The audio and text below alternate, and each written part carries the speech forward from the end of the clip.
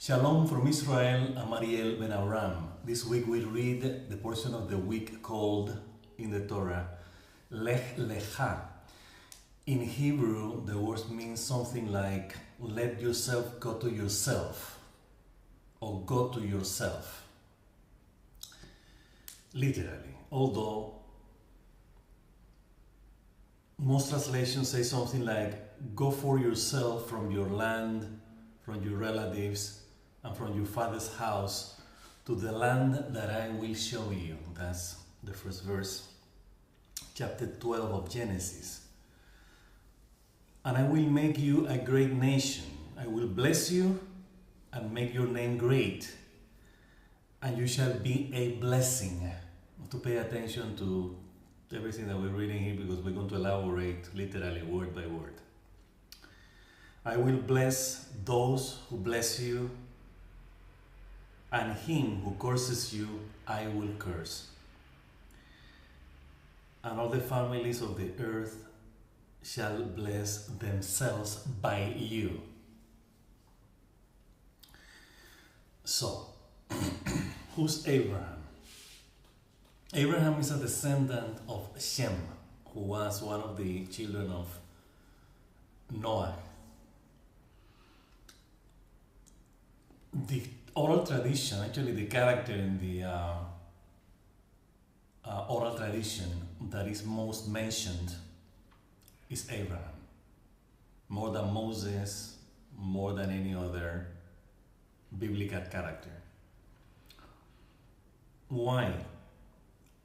Abraham was the first man who developed, so to speak, who experienced fully a bond and a relationship with God. Before that, it was some kind of blurry, it wasn't not well defined, it was troublesome. We know about Adam, we know about Noah. The relationship with God were not very, progressive. By progressive we mean something like with a purpose. There was a purpose, but that purpose was diverted at some point. Happened with Adam, happened with Noah, and with Abraham, the rules of the game, so to speak, are going to change. So the oral tradition says that at the age of 3, when Abraham was 3 years old, he realized that God was one. There was one God, one and only God. Opposite to the generalized belief in his times that creation was ruled by lesser gods, by other gods. So the wind was a god for idolaters, as well as the moon, the sun, the water, even the earth. In some way, we have to understand this as something from the, when we have an approach to reality, which is different than the one that the Torah, Judaism present, the uniqueness of God, is something very natural in human consciousness to give life of their own to things. You know, like we see the sun coming every day. It's a powerful thing. You know, it's like shines. We cannot live without the sun. We cannot live without air. We cannot live without anything that is around us. So our immediate awareness tells us that those things that we depend on, rain also, are superior to us. It's like the fact that we depend on them make them bigger than us, like greater than us. So it's like air and water are bigger. We cannot live without them. Therefore, we have to revere them. We have to serve them in some way We have to listen to them. We have to know what the nature is. What is the nature of the air? What is the nature of the wind? What is the nature of the rain? The nature of the sun, the moon. And we want to be like them. It's like, it's natural in human consciousness to know what is that which sustains our life. It's compelling. We need to know where we came from. At some point in our lives, we pose these existential questions. Who am I? Where I came from? What is my purpose in life? All of us. And then when we start getting or pursuing or searching for answers, we have to be careful to get trapped in one easy explanation, like, okay, this is bigger than me, therefore I have to submit myself to it. Like the sun, the stars, the moon. So the predicament of humankind at that time was that, in the times of Abraham, there was a lot of astrology. It's like people knew that the stars determined our fate, our destiny. Our oral tradition gives credit to astrology, not necessarily the way that is true or anything like that, but that we have to follow their designs, but in the way that the universe is actually set up in a way by God to work in a particular way. So we see cause and effect. We were referring in our previous commentaries that God has some kind of two kind of natures for us to know. So like everything that we read in the Torah about God is what God wants us to know about Him. So when we say that there are two names of God, Elohim and Havaya, the four-letter name, we have to repeat what we said before. We're talking about one, so to speak, nature, to use a term, that sets up everything, put everything in motion, like automatically, cause and effect. And there's another nature that says this can be changed. Like we say, we have cause and effect. What's the point of changing cause and effect? I mean, why would we make a river run backwards or split the sea? I mean, the sea is there, it's a mass, there's gravity. Why? The only purpose, the only reason is there's a God behind all creation. And this God directs, controls, and determines what kind of direction is going to be His creation. So yes, indeed, there's a cause and effect for us to know that we are bound to cause and effect. We are. But at the same time, there's something that we can achieve beyond cause and effect. Or try to find cause and effect in terms of the same. For instance, love. Love, it is cause and it is its effect. So we're not talking about doing a negative action that generates whatever, negative or whatever is going to happen. But we're talking about something that transcends that law. So it's like the moment that I apply my consciousness in every levels of consciousness, meaning discernment, intellect, mind, thoughts, emotions, feelings, passions, and instincts. The moment that we allow all these dimensions of consciousness be led by love, be motivated by love, love will manifest as it is. So when we approach things in a loving way, the effect would be love. It's like we're having a negative situation, for instance. So we have to say, what's going on here? What is lacking in this situation?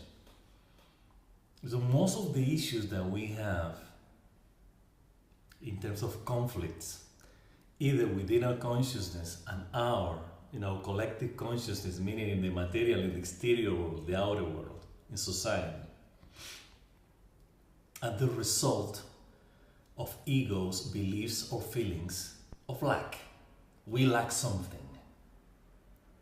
I want what you have. I want what I don't have, you have, I'm gonna take it. So it's like, is that what I need or what I want or what I desire? Why do I lack what so the guy has? What do I have to covet? Why do I have to war, to fight for it? What is that we cannot share? And finally we can say, we have everything, we share everything, therefore we don't lack of anything. So there's no reason to fight. We have all, each one has everything. So we have to approach what we need and what we want in terms of something that is going to fulfill our needs, yes, but not at the expense or detriment of other people, but all the way around. It's like I need love, for instance, and feel alone, and feeling sad, depressed, frustrated, angry. I need to be relieved from my anger, my frustration, my depression. So I need love. So it's like what I lack actually is love. And then we have to be aware that love is our essence. We cannot live without love since we are born till we die. We know that. The thing is that we lose track of it. We lose consciousness. We lose awareness of that. And we are love. That's the language. That's the nurturing. That's the food. Since we are born until we die. Love is what keeps us alive. Not just alive, happy, fulfilled. So it is within us, it's in our, it is, as we say in the blog, our essence and true identity. That's who we are. So therefore we have to look within us. Where is our love? What is it?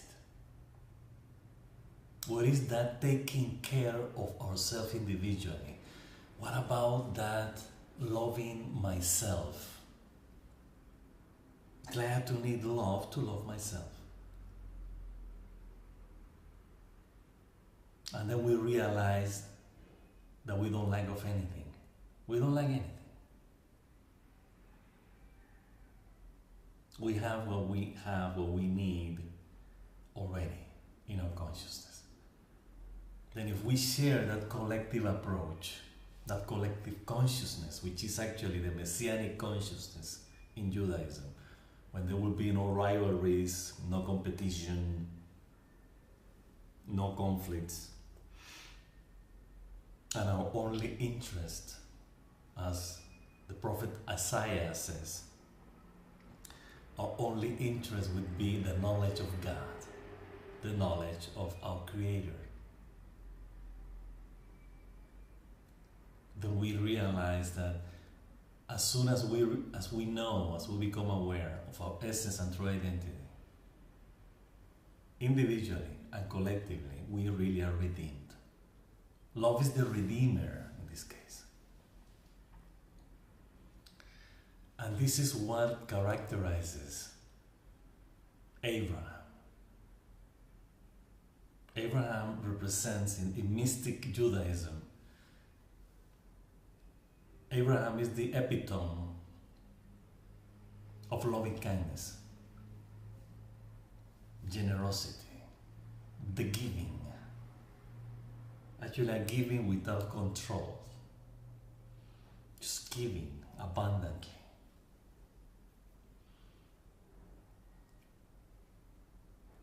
So that kind of consciousness is the one that meets the consciousness of God, which is also Hesed. Rav Hesed Ve'emet. You know, when we mentioned that in the blog also, that when Moses was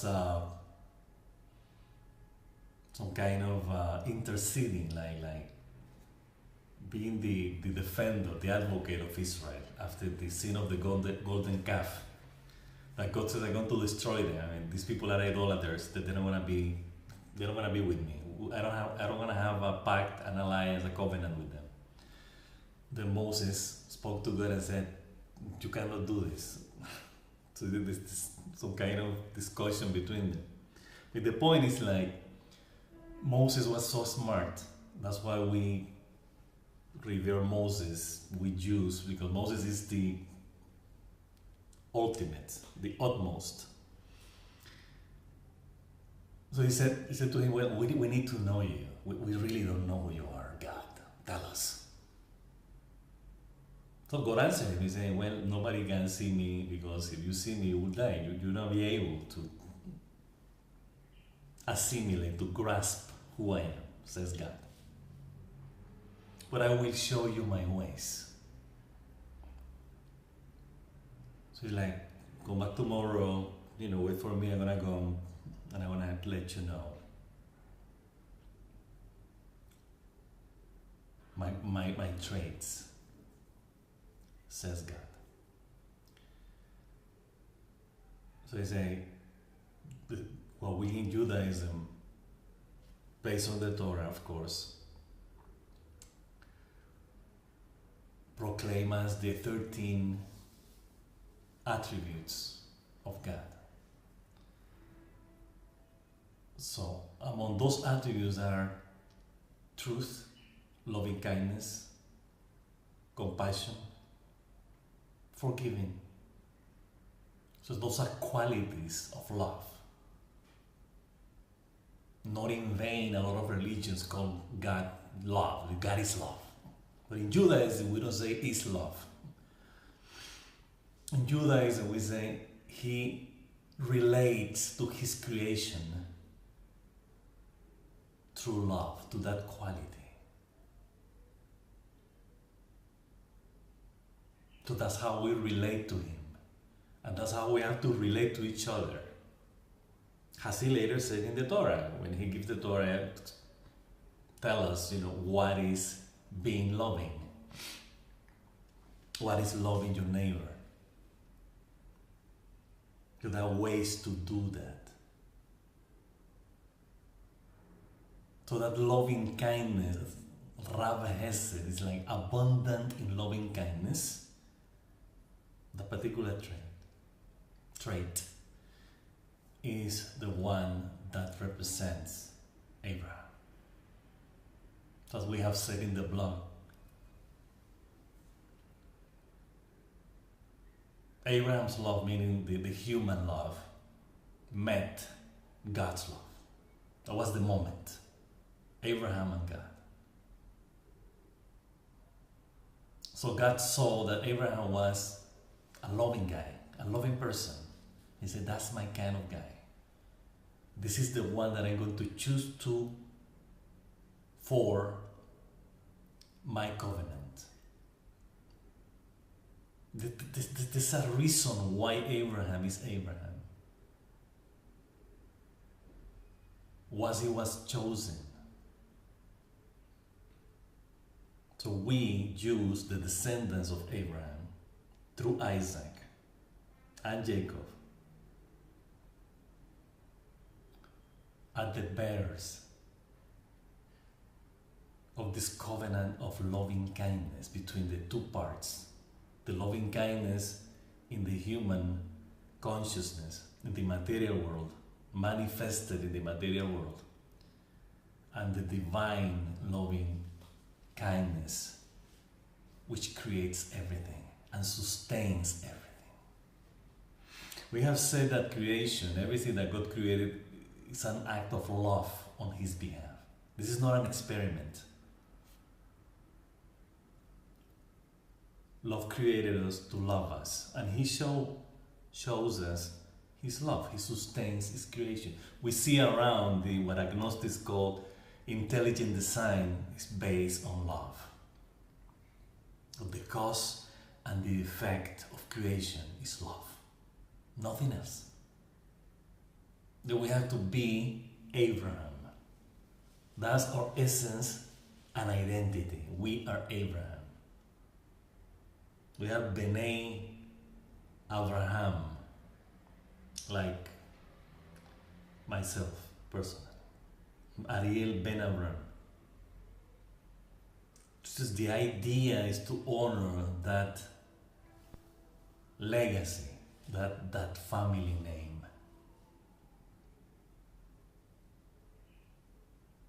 You have to honor loving kindness in order to honor the covenant between the parts, between the material world and the spiritual world. Abraham is extremely important. The first blessing in Judaism, when we do our daily prayers, the 3 prayers, we have some kind of introduction, as we know, as you know. And then after this preamble, this introduction, we come to a part of the prayer called Amidah, or Shmona Esrei, and 19 blessings. The first blessing is to acknowledge, to recognize God as the creator of all. The God of Abraham, the God of Isaac, the God of Jacob.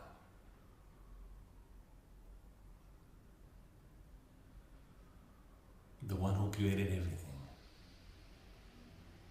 And we end the blessing saying, "Blessed be you, Master of the universe, Shield of Abraham." This is the first blessing that we say in front of God. We bless him as the shield of Abraham.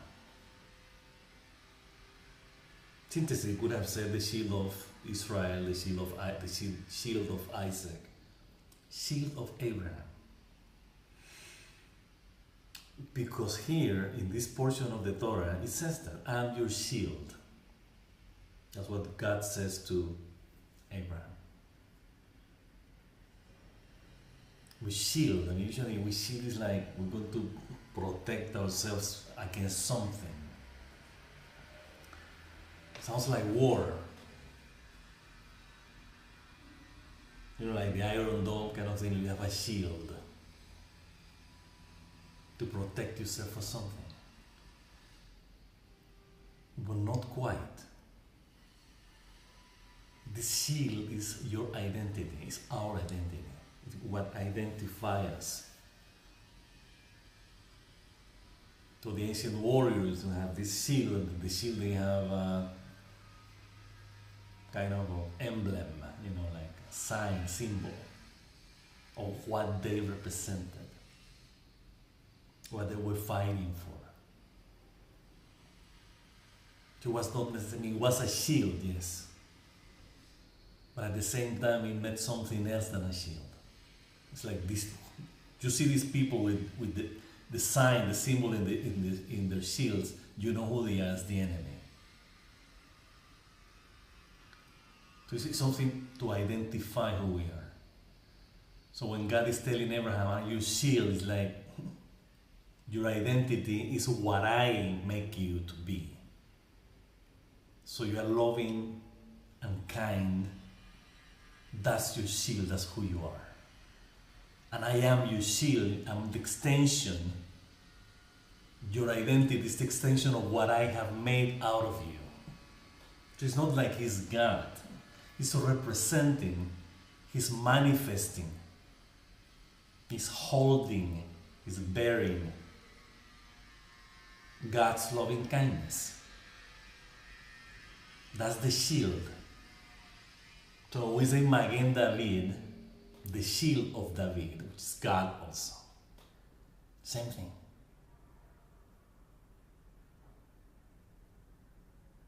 So yes, it's some kind of protection. It's like, of course, if I'm loving and kind, I'm protected. Really, we are. When we are loving, there's no fear, there's nothing against it. Really. What could be against love? Of course, there are people who are against love. I mean, we see radical Islam. These people hate, like Nazis, totalitarian mentality. They hate, they want to destroy everything that is good.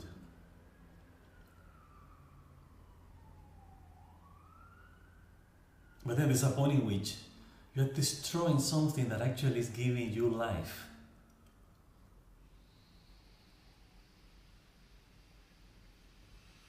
You, suicide bomber, who want to destroy everybody around you. You're made of love. You were raised by love. You couldn't exist without love. How come you want to destroy your essence, who you are? And then they do it. It's that the level of stupidity gets to those realms and probably further. Some people say that reality is beyond, or it's bigger actually, yes, bigger, greater than fiction. So at the beginning, so some of us couldn't believe that. It's like what people can imagine that cannot be feasible because it's in the realm of imagination. Of course it's greater than reality. We can imagine things that we cannot see physically. Therefore, what we imagine is greater than reality. They know. Reality is greater than imagination, than fiction. Yes. When we see suicide bombers and all a legion of people who want to destroy the goodness of life, we can't conceive that. It's inconceivable.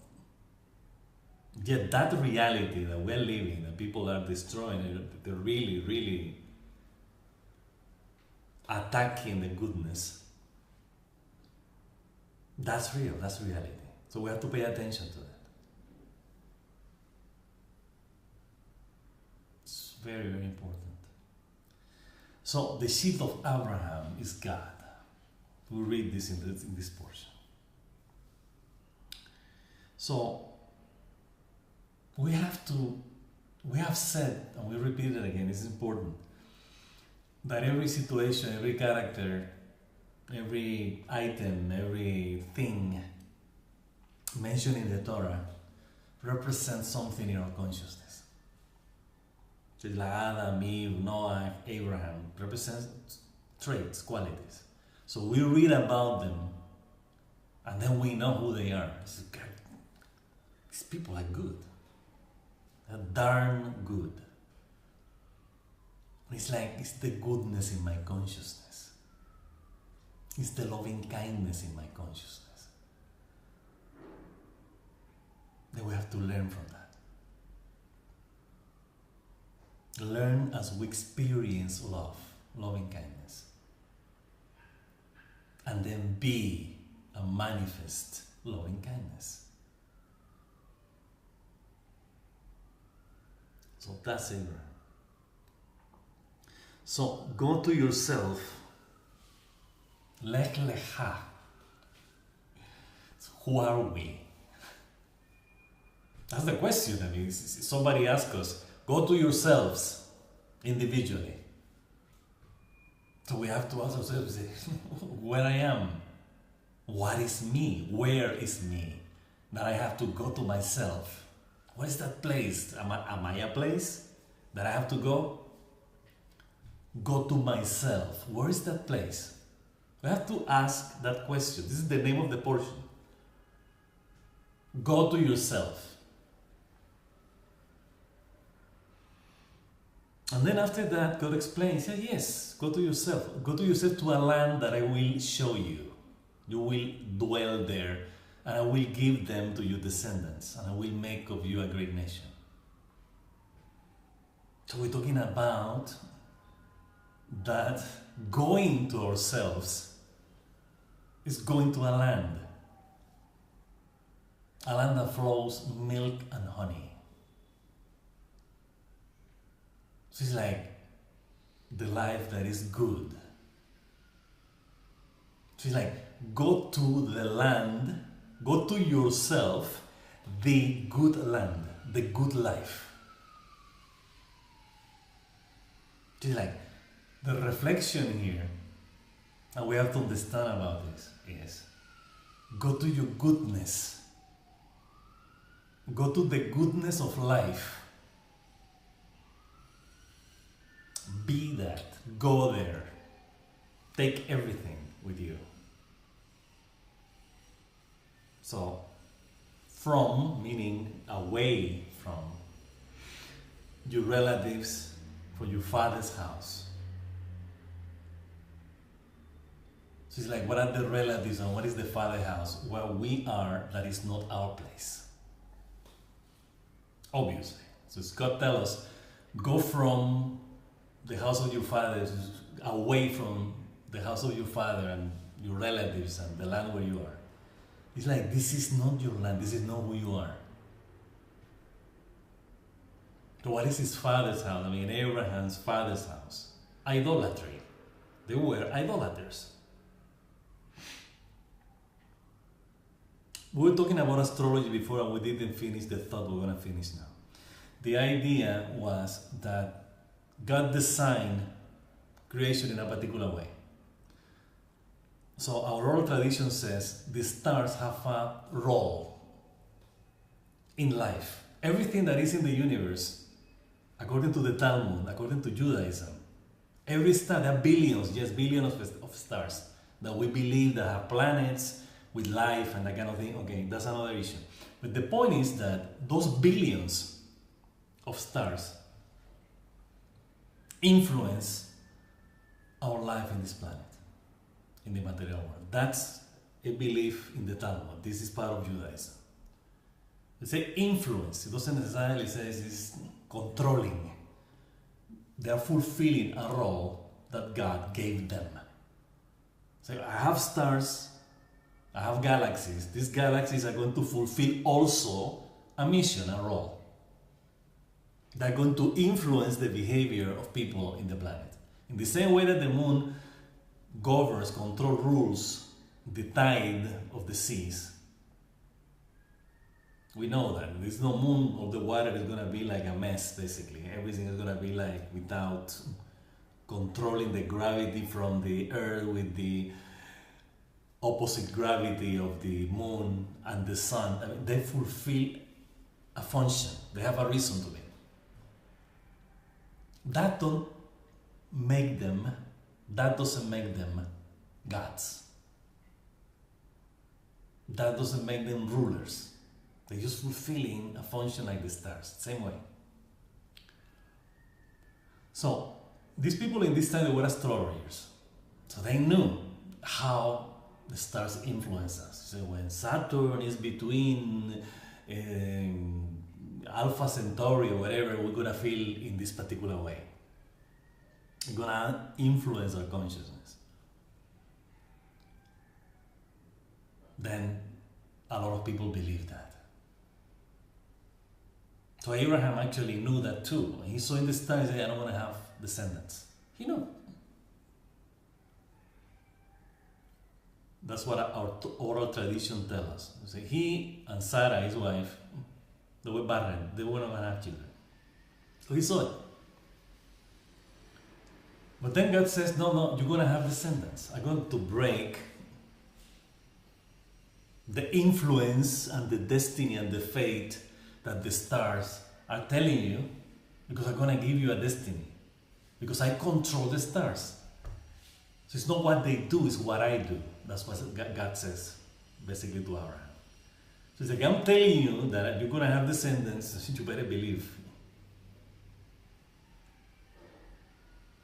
So what is the lesson about astrology? You don't have to believe that. You have to believe you are connected to God. You have a destiny. from God, not from the stars. And then you have to be aware, you have to make yourself aware that you are connected to God, that God is deciding what are you doing, not the stars. Then you can change your destiny based on what God wants you to do, for your own sake, our own sake. So that is the Torah. That's the Torah. The Torah is the change of direction. So the Talmud says also that we Jews, Israel, once we honored the covenant with God, we're out of cause and effect completely. Why? Because we're connected to God, we're above the destiny that the stars dictate for people. And people reading the horoscope every day, what's going to happen to me today. So, we don't do that. We read, we study the Torah, we read, we learn. Then we know what to do. So it's not what the horoscope is telling me, or the astrologers. It's what the Torah is telling me to be, to have, and to do. Then again, we're not saying that the astrology is wrong. We have never said that. We don't say that the Torah never said anywhere that idolatry doesn't exist. Actually, it repeated dozens of times. They're idols. They're lesser gods. But you have to believe in God, one God. So the whole reason of the covenant between Israel and God is reject idolatry, reject the influence of the lesser gods, the influence of the earth, the influence of the water, the influence of the wind, the influence of the rain. What you believe will give you strength, like the storm. Forget about that. Be with me, says God. You're going to be above these powers, these lesser powers.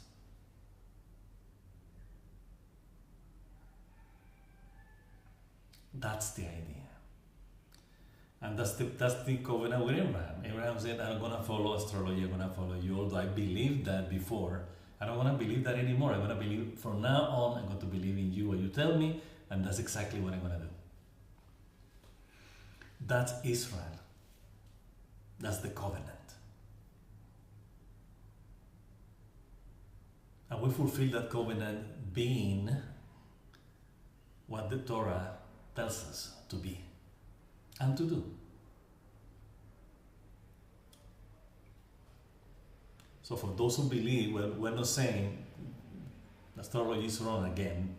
They exist. They are, the sun and the moon, they have power. But we as Jews believe in God, which is above those powers. He controls them, actually.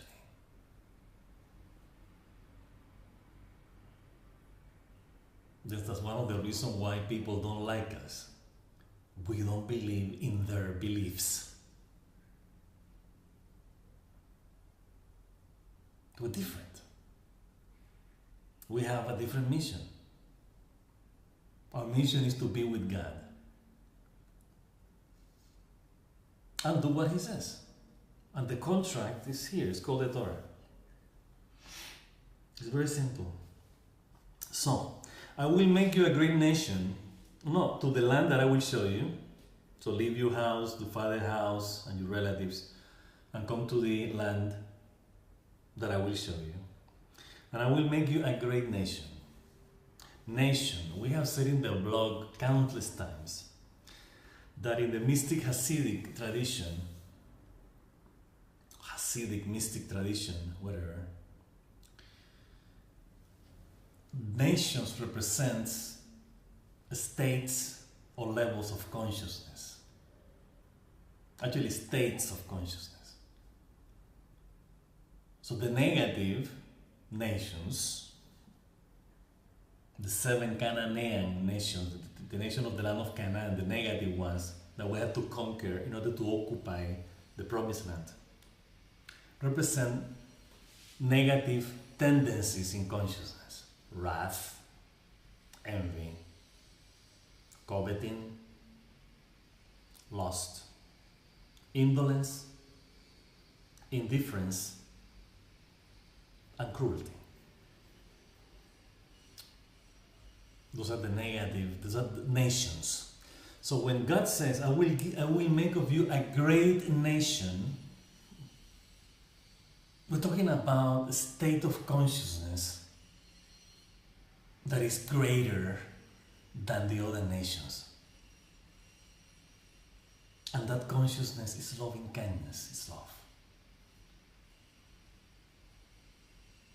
And this, we achieve this loving kindness consciousness in the land of goodness, in the land that is nurtured and destined to be loved. That's the promised land.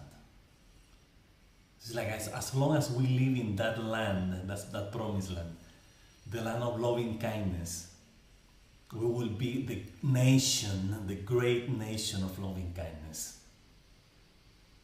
That's the idea. I will bless you and make your name great. We hear about the name of God. In the name of God, what is the name of God? What is the glory of God? What is the majesty of God? What is that? All the earth is covered by His glory. What is His glory? We said it in the blog many times. His glory, His majesty, is His love. His loving kindness. So, I will bless you and make your name great. What is the name here? Loving kindness. And you shall be a blessing. Blessing are good. The name blessing comes from goodness. The root is goodness.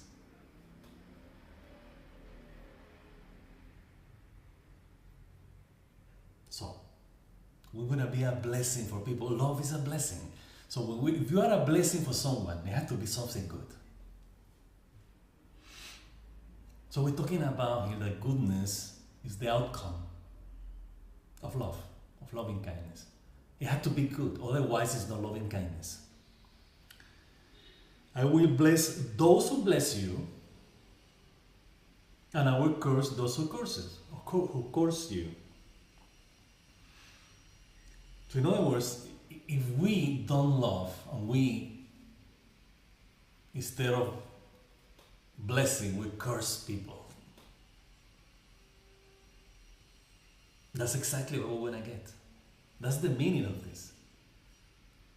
It's like somebody's cursing, you're going to curse him. Yes, literally that's what it means, but also we have to go deeper in the semantics of this. Those who bless you, I will bless you. Those who curse you, I will curse you. It's like one thing is the outcome of its own outcome. So you curse, you're gonna get cursed, obviously. I'm cursed already. The moment that I curse someone, I'm cursed. I'm the source of curse. Malediction, saying bad. Desiring and wishing bad. Wanting bad. Evil. Wickedness. They are the source of that who is cursing, who is putting bad on others. I'm bad, basically. So if I'm good, I bless. So the person will be blessed as I bless them. Or bless her. So let's try to go beyond, let's take the semantics seriously, especially when we study the Torah. We cannot get trapped in literal translations. You have to go deeper. Go to yourself, for instance. That's a very deep statement. make us ask questions. And we said before, who are we? Where I am? Where is my place? And all the families of the earth shall bless themselves by you. So I'm blessing myself by loving kindness, by being loving kindness. So be aware, our blessing is our identity, our essence and identity. I will be blessed because I'm the source of blessing. This is what it means. So when they say the families of the earth shall bless themselves by you, it's like once they are loving kindness is the blessing. That's the meaning of this. So the whole lesson about in these 3 verses is about loving kindness. Recognizing loving kindness as our place, as our land, as ourselves, as who we are, as our essence and identity. We are an extension of God's loving kindness. Therefore we are. That's what God wants us to be aware of, to discover, to go to that place, which is us, which is in us, which is ourselves, is who I am. Then I will be blessed by knowing that I am loving kindness. All the families of the earth will be blessed by themselves by you. So it's like God is talking to Abraham as loving kindness. It's like all the families of the earth, by being like you, will be blessed. So you have to find out what is the Abraham within us. The Abraham that we are. We all are Abraham. We are loving kindness. For the simple fact that we were made of divine loving kindness. So that's how we relate to ourselves. That's how we relate with others. And this is how we relate to God. We would like to end this commentary with a statement in Pirkei Avot. Pirkei Avot is a collection, 6 chapters of sayings of our sages from the Talmud.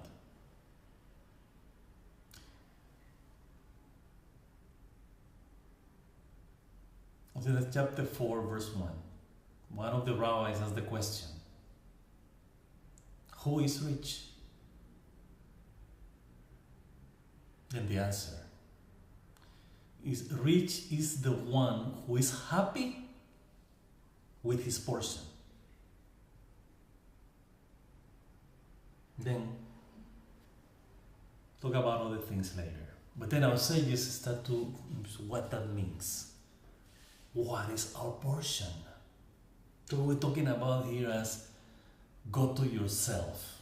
It's like go to your portion. Go to your part, what belongs to who you are. It's like I have to be happy with who I am in order to be rich. So then when we realize who we are, then we say, hey, my portion is good, makes me happy. I'm rich. Now, our sages go deeper than that. They start to define what is a lot. What is the portion? What you have? Yeah. Happy is who is, rich is the one who is happy with his possessions. What he has. He or she has. It's one level. And the second level the one who is happy with who he is, his portion. It's a different level here. Actually, it's an upper level. I'm happy with who I am. It's great. I'm rich. I know who I am. And I know how much I have in who I am. So this richness in terms of having is about being, not about possessing. Therefore, I'm happy with who I am. That's my portion. And then there's a third level, which actually reach up to heaven. This rich is that who is happy with his relationship with God, his connection with God. So which one of the three is more important? So the answer is quite obvious. I'm very happy for I have my connection with God, my relationship with God is good. Therefore, I'm truly rich. I'm aware of my connection with God. And then the conclusion is quite obvious too. All who I am and all that I possess and have depends of my connection, my relationship with God. So some may argue, well, I don't have any connection with God, but I'm rich, I have houses, I have this, I have that. I am a professional, economist, CPA, doctor, lawyer. That's what they consider themselves. I am a doctor, I am a lawyer, I am a businessman, I am, that's what defines their identity. Or their possessions. I'm rich because I have a ranch, I have a big house, I have many buildings, many cars, many employees, many servants. But then we see it in a different way here. So you're going to take all your possessions, your law degree or your MD degree with you once you're dead. You're going to take them with you, your diploma, your stethoscope, that kind of thing. What is that you're going to take with you when you die? I mean, if you believe in God, obviously. If you don't believe in God, there's nothing to discuss here. You want to take with you your connection with God. That's actually your way out to Him. Your way back to Him.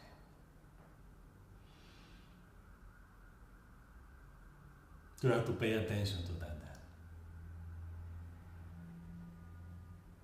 After all, what we have and what we are comes from God. Anyways. So let's be aware of that. Okay, so it was a real blessing to share these Jewish higher consciousness messages for the sake of our redemption from where we are that we don't like to be. But above all, to enhance and to strengthen our connection with our Creator, the source from where we came, and the source to whom we will return. So have a blessed rest of the week. Shabbat Shalom, and see you next time.